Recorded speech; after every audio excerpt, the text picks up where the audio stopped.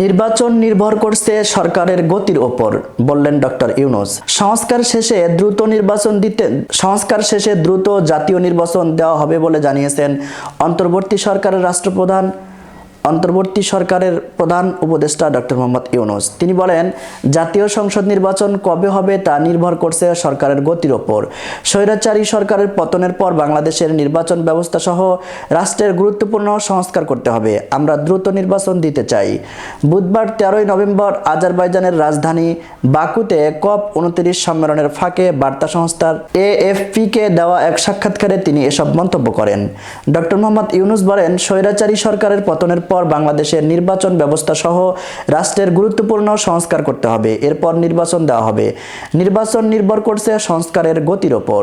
প্রধান উপদেষ্টা যোগ করে বলেন, এসব সাংবিধানিক সংস্কারে দেশের সবাইকে এক হতে হবে, যাতে সরকার, সংসদ, নির্বাচনী বিধি কেমন হবে এ বিষয়ে একমত হওয়া যায়।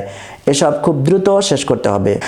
অন্তর্বর্তী সরকারের মেয়াদ কতদিন থাকবে এমন প্রশ্নে তিনি বলেন, আমরা অন্তর্বর্তী সরকারে রয়েছি, তাই আমাদের মেয়াদ যত কম হয় ততই ভালো। আমরা দ্রুত নির্বাচন দিতে চাই। দেশকে গণতান্ত্রিক ভোটের দিকে নিয়ে যাওয়ার ব্যাপারে জোর দিয়ে তিনি বলেন, সরকারের দায়িত্ব নেওয়ার পর আমরা দেশকে ভোটের জন্য প্রস্তুত করার প্রতিশ্রুতি দিয়েছিলাম। প্রস্তুতি শেষ হওয়ার সঙ্গে সঙ্গেই নির্বাচন দেওয়া হবে এবং নির্বাচিত লোকেরা দেশ পরিচালনা করতে পারবেন।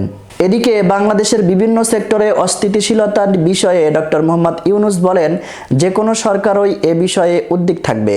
তার সরকারও আছে। তিনি AFP-কে আরও জানান, আমরা আশা করছি যে এটি সমাধান করতে পারবো এবং একটি শান্তিপূর্ণ আইন শৃঙ্খলার পরিবেশ বজায় রাখতে পারবো। মাত্র 3 মাস আগে বাংলাদেশে একটি গণ অভ্যুত্থান হওয়ার বিষয়টিও স্মরণ করিয়ে দেন তিনি। উল্লেখ্য, জুলাই ও আগস্ট মাসে সংগঠিত ছাত্র জনতার গণ অভ্যুত্থানের মুখে ক্ষমতা ছাড়তে বাধ্য হন সাবেক প্রধানমন্ত্রী শেখ হাসিনা। 5 আগস্ট পদত্যাগ করে দেশ ত্যাগ করেন তিনি। এরপর দেশে অন্তর্বর্তী সরকার গঠিত হয়। ডক্টর মোহাম্মদ ইউনূস এই সরকারের প্রধান উপদেষ্টা।